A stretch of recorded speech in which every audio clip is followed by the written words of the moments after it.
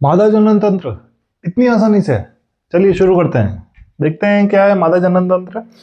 यहाँ पे आपको मैं एक बार टॉपिक बता देता हूँ। अंडवाहिनी, अंडाशय, गर्भाशय, योनि, ग्रीवा, अंडाशय और अंडवाहिनी। यानी कि आप देखेंगे अंडाशय और अंडवाहिनी एक एक जोड़ी पाई जाती है, जो इस तरफ और इस तरफ, यानी कि दाएं पक्ष में और बाएं पक्ष में दोनों तरफ होती है। ठीक है, अब अपन देखेंगे कि अंडाशय। सबसे पहले पूरा मादा जनन तंत्र देखते हैं कि जनन तंत्र क्या होता है। जनन तंत्र एक ऐसा भाग है मानव शरीर का जो अपनी पीढ़ी को आगे बढ़ाने के लिए किया जाता है। ठीक है, अब देखेंगे कि जनन तंत्र क्यों आवश्यक है। अपनी पीढ़ी को आगे बढ़ाने के लिए मादा नर के साथ में निषेचन क्रिया करके क्या करती है, अपनी पीढ़ी को आगे बढ़ाने के लिए संतान की उत्पत्ति करती है। उस संतान को बनाने के लिए, यानी कि उसको जन्म देने के लिए किसकी आवश्यकता होती है, मादा जनन तंत्र की भी आवश्यकता होती है। ठीक है, अब यहाँ पे होता क्या है देखिएगा आप प्रोसेस कि यहाँ पर एक योनि, ग्रीवा, गर्भाशय, अंडाशय एक जोड़ी और एक जोड़ी अंडवाहिनी यहाँ पे उपस्थित होती है। अंडाशय, अब सबसे पहले आप देखेंगे कि एक लड़की की जो शिशु अवस्था खत्म होती है और किशोरावस्था लगती है, वो लगती है लगभग 11 से 12 वर्ष की आयु में। ठीक है ना, 11 से 12 वर्ष की आयु में क्या होता है, एक बच्चे, वो लड़की होती है, उसकी किशोरावस्था शुरू हो जाती है, यानी कि वो अब किशोर हो चुकी है। अब उसके अंडाशय से क्या होंगे, अंडाणु परिपक्व होंगे। क्या होंगे, जो अंडाशय से है, इसके अंडाशय से क्या होंगे, अंडाणु आएंगे। अंडाणु क्या होंगे, परिपक्व होना शुरू हो जाएंगे, परिपक्व।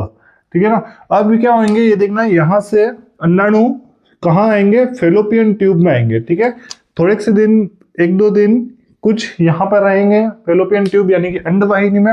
इस अंडवाहिनी से होते हुए फिर वो कहाँ पे आ जाएंगे, इस गर्भ के ऊपर। और गर्भ के ऊपर आते ही वो क्या होंगे, फूट जाएंगे। और उसके ही फूटने के कारण क्या होता है, यहाँ पे ब्लीडिंग होती है, यानी कि उनके ऋतुस्राव, रोजोधर्म, या फिर अपन कह सकते हैं मासिक चक्र। ठीक है, 3 नाम है, याद रखिएगा आप। 3 नाम कौन कौन से, एक तो होता है रजोधर्म, आपके किसी से भी प्रश्न आ सकता है इसलिए याद रखिएगा इन तीनों नामों को। एक होता है ऋतुस्राव, ऋतुस्राव, और तीसरा होता है मासिक चक्र। ठीक है, ये प्रोसेस को मासिक चक्र क्यों कहते हैं, क्योंकि हर 28 दिन में होती रहती है। हर 28 दिन में, यानी कि एक अंडाणु परिपक्व होता है, चाहे वो इस अंडाशय से आए चाहे वो इस अंडाशय से आए। ठीक है, वो किसी भी एक अंडाशय से अंडाणु यहाँ पे गर्भाशय में आकर फूट जाता है, जिसके कारण वो अंडाणु के अंदर, अब जो क्या होता है, अंडाणु के अंदर जो ब्लड होता है वो क्या हो जाता है, इनके योनियों ग्रीवा के माध्यम से निकलता है, जिसे हम ब्लीडिंग कहते हैं। इंग्लिश में इसे पीरियड टाइम भी कहा जाता है, जिसमें क्या होती है, लड़कियों को पेन होता है गर्भ के यहाँ पर, और थोड़ा सा यहाँ पे जलन सी रहती है। ठीक है, अब अपन देखेंगे कि ये जो ऋतुस्राव होता है, अभी अंडाणु इधर आते ही क्यों है। ठीक है, पहला क्वेश्चन क्या है, अंडाणु इधर आते ही क्यों है जब ये प्रोसेस होती है। अंडाणु इधर इसलिए आता है क्योंकि अंडाणु से ही जो शुक्राणु अभिक्रिया करते हैं, नर जनन तंत्र के या नर जनन अंग के माध्यम से आया हुआ शुक्राणु किससे अभिक्रिया करता है, इसी अंडाणु से अभिक्रिया करता है।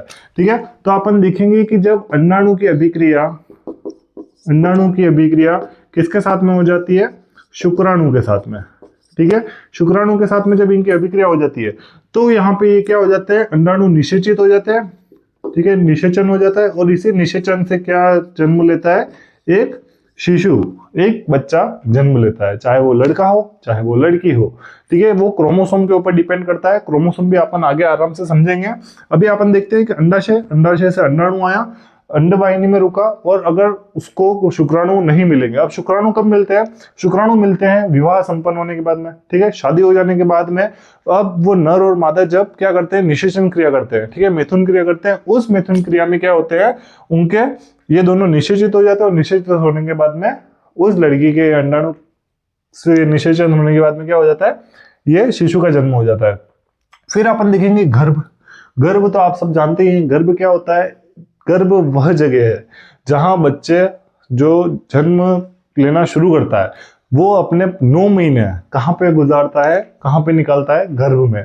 यानी कि गर्भ उसका 9 महीने का गर्भ होता है, इसीलिए माँ अपने 9 महीने बच्चे को गर्भ में रखती है। अब गर्भ में तो रख देती है, आप तो समझ गए, लेकिन उस गर्भ के अंदर रख लेने से ही क्या माँ जो खाना खाती है, जो पीती है, वो उस बच्चे के पास में चला जाता है? नहीं, उस बच्चे के पास में वो खाना कैसे जाता है, प्लेसेंटा की सहायता से। आपने थ्री इडियट्स मूवी में देखा होगा कि बच्चे के जो जन्म लेता है उनके वो वहां पे वो क्लिप लगा के और उस नली को काटते हैं जो ड्यूटी से जुड़ी होती है, ठीक है, पेट की नाभि से जुड़ी हुई होती है, उसको कटिंग करते हैं। तो जो ये नली होती है, इसी नली का क्या नाम होता है? प्लेसेंटा। ठीक है, इसी नली का क्या नाम होता है? याद रखिएगा आप, प्लेसेंटा। इस नली का नाम क्या होता है? प्लेसेंटा। अपन कह सकते हैं कि प्लेसेंटा क्या होती है? बच्चों में भोजन को मां से बच्चे तक पहुंचाने के लिए जो नली कार्य करती है उसे क्या कहा जाता है? प्लेसेंटा कहा जाता है। अर्थात प्लेसेंटा वह नली होती है जो मां से आया हुआ आहार, खाद्य, भोजन, प्रोटीन, कार्बोहाइड्रेट सभी चीजों को बच्चे तक पहुंचाने का कार्य कौन करती है? ये प्लेसेंटा नली करती है। ठीक है, अब अपन देखेंगे कि ये पूरी प्रोसेस शुरू कहां से होती है। ठीक है, अब अपन पूरी प्रक्रिया ध्यान से समझते हैं।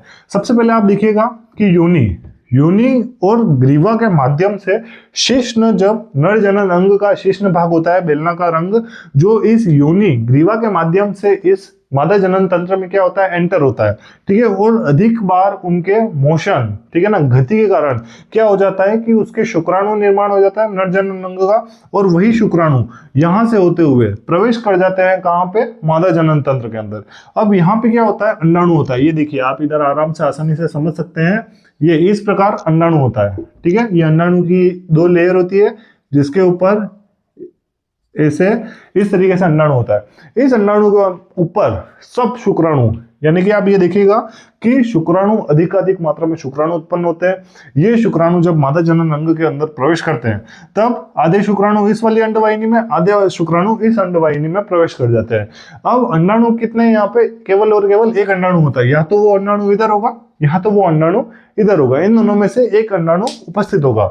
इधर वाले जो शुक्राणु इधर चले गए हैं, अगर मान लीजिए अंडाणु इधर है और शुक्राणु उधर चले गए, तो अब जो वो रिटर्न आएंगे तब तक शुक्राणु एकदम थक चुके होंगे और उस समय वापस से वो शरीर के बाहर ही निकलेंगे, वो इस तरफ जाने की हिम्मत नहीं रख पाएंगे।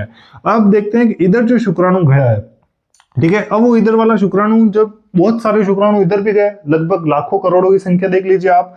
अब इधर जो शुक्राणु गया, अब वो क्या करेगा? जो अंडाणु उसे दिखा है, ठीक है, उस अंडाणु की क्या करेगा? उसके ऊपर वो, यानी कि बहुत सारे शुक्राणु उसके ऊपर अंदर जाने की कोशिश करेंगे।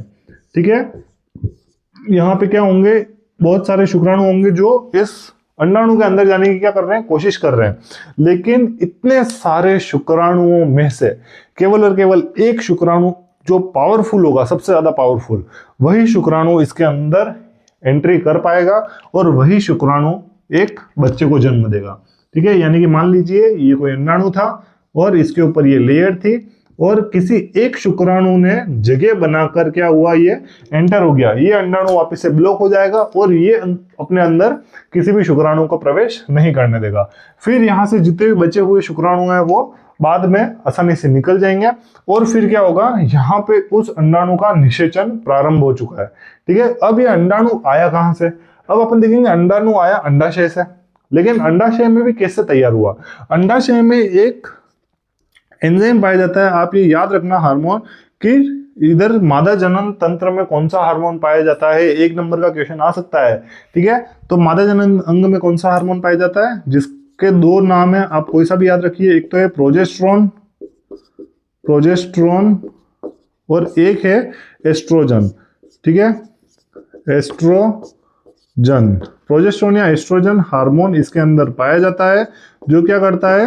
अंडाणु को बनाने में मदद करता है और उनको गति देने में भी मदद करता है। ठीक है, अंडाशय में कौन सा हार्मोन पाया जाता है? एस्ट्रोजन या प्रोजेस्टेरोन हार्मोन पाया जाता है, जो ये अंडाणु को गति प्रदान करते हैं। फेलोपियन ट्यूब, ठीक है, फेलोपियन ट्यूब उन अंडाणु को इधर गर्भ तक लाने का कार्य करती है। अब देखेंगे कि यहाँ पे अगर वो अंडाणु पड़ा था, जो निषेचित हो गया है, वो अंडाणु यहाँ पड़ा है, तो वो क्या होगा? थोड़े से टाइम में इस गर्भ में आएगा और इस गर्भ में क्या हो जाएगा? प्रत्यारोपित हो जाएगा। ठीक है, गर्भ में क्या हो जाएगा? वो प्रत्यारोपित। प्रत्यारोपित का मतलब क्या हो जाएगा? वो वहां पे आके एकदम स्थिर बैठ जाएगा और वहां से फिर इसके शिशु के बनने की क्रिया प्रारंभ हो जाएगी।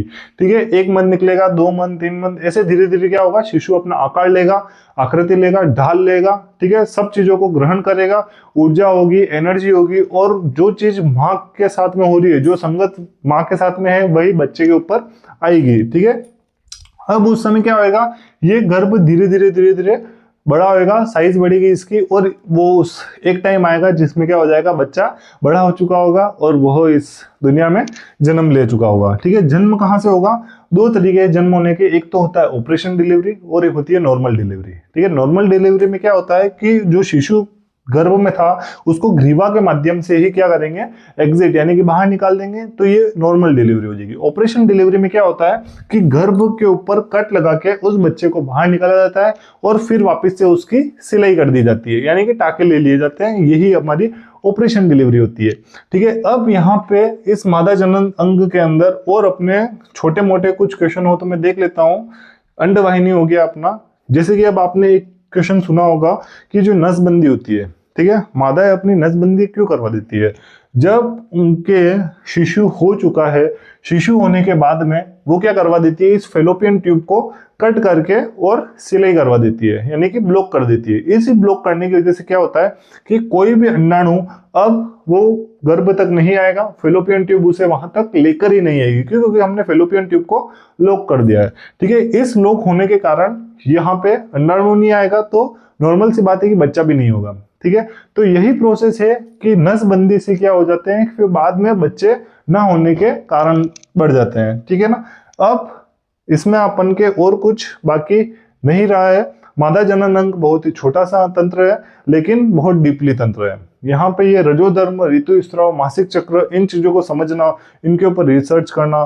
फिर इसके अंदर एक और चीज आती है जैसे कि कोपर्टी। ठीक है ना, जब इसका जनन अंग किसी नर के साथ में मिलता है, ठीक है, और अगर मादा चाहे कि उसके शुक्राणु मेरे अंडवाहिनी में यानी कि फीमेल की अंडवाहिनी में प्रवेश नहीं करे, तो उसके लिए क्या ऑप्शन है, यहाँ पर एक कॉपर टी जैसी इनके लिए चीज पाई जाती है, कॉपर टी।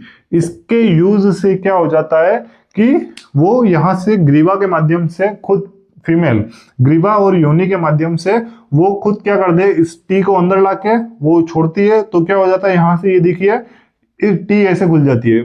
इसका टी क्यों नाम पड़ा, क्योंकि वो टी शेप बना देती है यहाँ पे। ठीक है, यहाँ पे ये देखिए, ये ऐसे ऐसे और ये देखिए टी शेप बना रही है, और ये जो चीज है ये दोनों क्या है कि फेलोपियन ट्यूब को लॉक कर देती है, जिसके अंदर कुछ भी चीज नहीं जा सके। ये कोई हार्ड या मेटल की चीज नहीं होती, ये एक रबड़ इलास्टिक जैसी चीज होती है, जिससे क्या हो, उसको उसके गर्भ में इन चीजों को डालने पर पेन ना हो, दर्द ना हो। ठीक है, और भी यहाँ पे अपने इंपॉर्टेंट चीज अभी कुछ है नहीं, लेकिन जो भी इंपॉर्टेंट है सब मैंने आपको बता दिया है कि स्टार्टिंग कहाँ से करेंगे। अब अपन देख लेते हैं कि अपन स्टार्टिंग कहाँ से करेंगे। सबसे पहला भाग आप समझेंगे अंडाशय। ठीक है, अंडाशय क्या काम करता है? अंडाशय मानव मादा जनन तंत्र में एक जोड़ी अंडाशय पाया जाता है। यही एक जोड़ी अंडाशय क्या कार्य करता है? अंडाणुओं को बनाने का कार्य करता है। अंडाणुओं को बनाने में और कौन से हार्मोन मदद करते हैं? तो प्रोजेस्टेरोन और एस्ट्रोजन हार्मोन मदद करते हैं। जब ये अंडाणु बन गया है तो उसको आगे की ओर ले जाने का कार्य, अगला कार्य किसका आ जाएगा अंडाशय के बाद में? अंडवाहिनी का। ठीक है, अंडवाहिनी का कार्य आ गया। अंडवाहिनी क्या कार्य करती है? अंडवाहिनी यानी कि फेलोपियन ट्यूब, जो अंडाशय से आया हुआ अंडाणु है उसको गर्भ तक लाने में जो सहायता मिलती है, वो कौन करता है? अंडवाहिनी करती है।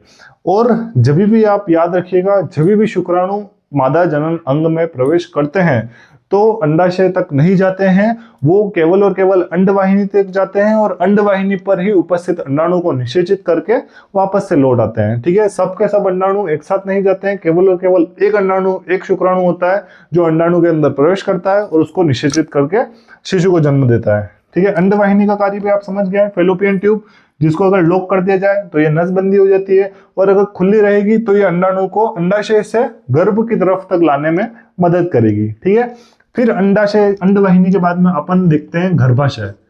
ठीक है ना, गर्भाशय क्या होता है? गर्भाशय ऐसी जगह है जहां पे निषेचित हुए अंडाणु, ठीक है ना, निषेचित हुए अंडाणु को वहां पे प्रत्यारोपित कर दिया जाता है। ठीक है, गर्भाशय में प्रत्यारोपित कर दिया जाता है और यहीं पर वो बच्चा क्या होता है, फिर धीरे धीरे अपनी आकृति, आकार, ढाल, रंग, रूप ये सब क्या लेना शुरू कर देता है। ठीक है, और ऐसे ही बच्चा वो धीरे धीरे यहाँ पे बड़ा होता है। कितने टाइम तक ये प्रोसेस चलती रहती है? करीबन 8.5 से 9 माह तक ये प्रोसेस चलती रहती है। ठीक है, थोड़ा सा 10-15 दिन, कभी 9 माह के ऊपर भी हो जाते हैं, लेकिन एवरेज टाइम क्या होता है, 9 महीने, 9 माह का टाइम होता है जिसमें मादा अपने शिशु को तैयार कर चुकी होती है जन्म देने के रूप में। ठीक है, गर्भाशय, गर्भाशय को भी आप इस तरीके से समझा के फिर चौथे नंबर पे आप किसको समझेंगे, ग्रीवा को।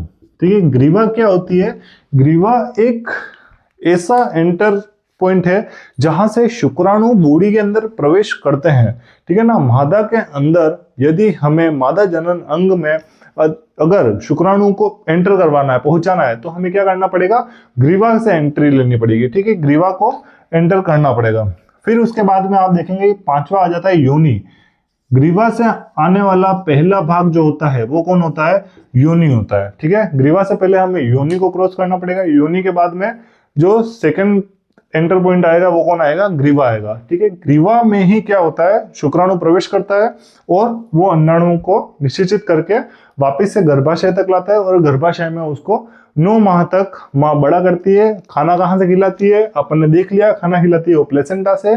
यदि अगर मादा चाहे कि मुझे अभी अपने अंदर शुक्राणु प्रवेश नहीं करवाने हैं, तो उनके लिए क्या, कोपर्टी नाम की एक चीज होती है। ठीक है, इलास्टिक और रबर टाइप, जो वो अपने ग्रीवा के माध्यम से खुद एंटर करवा के इन फेलोपियन ट्यूब यानी कि अंडवाहिनी को लॉक कर देती है। ठीक है, फेलोपियन ट्यूब बंद कर देती है, जिसकी सहायता से क्या होते हैं, शुक्राणु फिर फेलोपियन ट्यूब तक जाते ही नहीं है और उनसे फिर शिशु होने का खतरा होता ही नहीं है। ठीक है, और दूसरी चीज ये कि अगर मान लीजिए उस मादा ने अपने अंडाशय, वो मादा क्रिएट नहीं करती है और वो अंडवाहिनी तक वो खुद नहीं लाती है, लेकिन अगर कोई अंडाणु, ठीक है, कहाँ पे आ चुका है, अंडवाहिनी तक आ चुका है, तो क्या होगा, अब उसको शुक्राणु की तो नीड है ही है अंडाणु को। जब तक वो वेट करेगा तब तक करेगा, जब तक उसे शुक्राणु नहीं मिल जाता, फिर वो क्या करता है, अंडाणु स्वयं गर्भ तक आता है और गर्भ तक आने के बाद में फूट जाता है। उसी के फूटने के कारण क्या होता है, वो ब्लीडिंग हो जाती है, अंडाणु के अंदर का जो रक्त होता है वो बाहर निकल जाता है, और यही ब्लीडिंग क्या कहलाती है, रोजोधर्म, ऋतुस्राव, मासिक चक्र, या बोल सकते हैं हम पीरियड टाइम, जिसमें उनके नाभि यहाँ पे बहुत दर्द होता है और थोड़ा सा मूड स्विंग रहता है, यानी कि चिड़चिड़ापन रहता है। इसलिए हमें उस समय थोड़ा सा ज्यादा ध्यान रखना चाहिए। और इनमें क्या टॉपिक है समझने जैसे, मेरे ख्याल से ऑलमोस्ट मैंने हर एक टॉपिक को अच्छे से समझा दिया है। अब आप इन 5 टॉपिक को आसानी से लिख सकते हैं। मादा जनन अंग का नामांकित चित्र आपके बोर्ड एग्जाम में वेरी इंपॉर्टेंट क्वेश्चन है, 1 या 2 नंबर से आपके आएगा, 100% चांस है। इसीलिए मादा और नर दोनों जनन तंत्र को अच्छे से नामांकित चित्र बना के देख के जाइएगा। और यहाँ पे आरबीएससी क्लासेस वीडियो पे आपको सारी की सारे तंत्र को आसानी से समझा दिया गया है नामांकित चित्र के साथ में।